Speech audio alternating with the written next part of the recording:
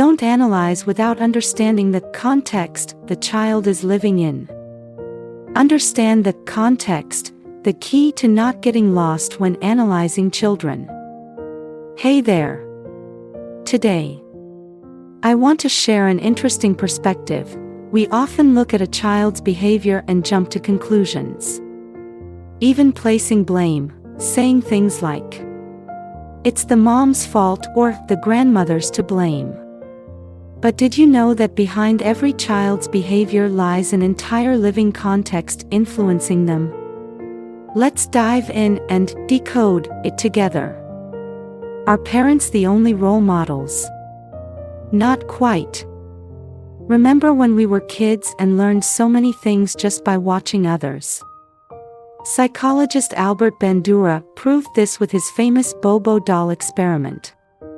According to the social learning theory, children observe, remember, and may imitate what they see, but not always. For a child to truly mimic a behavior, several factors come into play. Is the behavior repeated often in front of the child? Does the person performing the behavior get rewarded or punished for it? Does the behavior fit the moment and help the child solve their problem?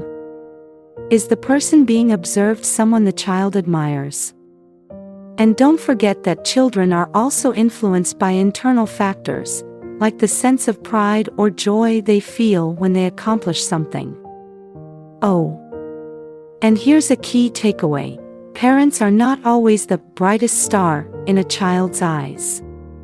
Kids learn from teachers, friends, neighbors, and even their favorite cartoon characters. The individual plus the context equals a multidimensional picture of development. Have you ever wondered what shapes a person? It's not just who we are as individuals but also the environment we grow up in. Let me share Bronfenbrenner's bioecological systems theory to explain this. Microsystem: this is what's closest to the child, parents, friends, teachers. These direct relationships have a strong impact. Mesosystem: when the family and school work well together, the child thrives. But when they're out of sync, it can be a different story. Exosystem: these are environments the child doesn't directly engage with, but they still affect the child. For example, a parent's job can impact how they parent, which in turn affects the child. Macrosystem: this includes cultural values and societal norms that shape the child's upbringing. Chronosystem: life events, whether happy ones like welcoming a new sibling or unexpected ones like losing a loved one, can influence the child. See? All these environmental layers are interconnected.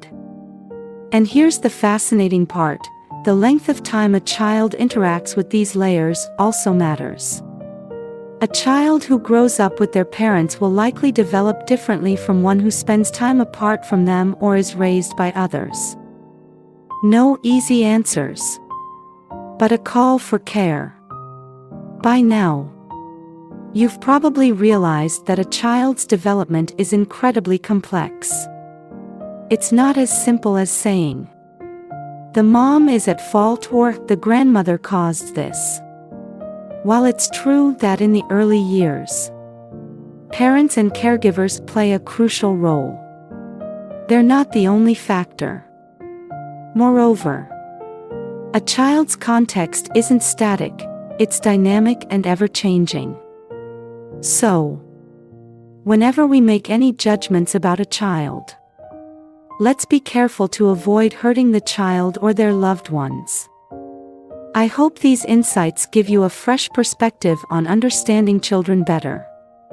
Do you agree? Why not try applying this and see the positive changes for yourself? Let me know how it goes.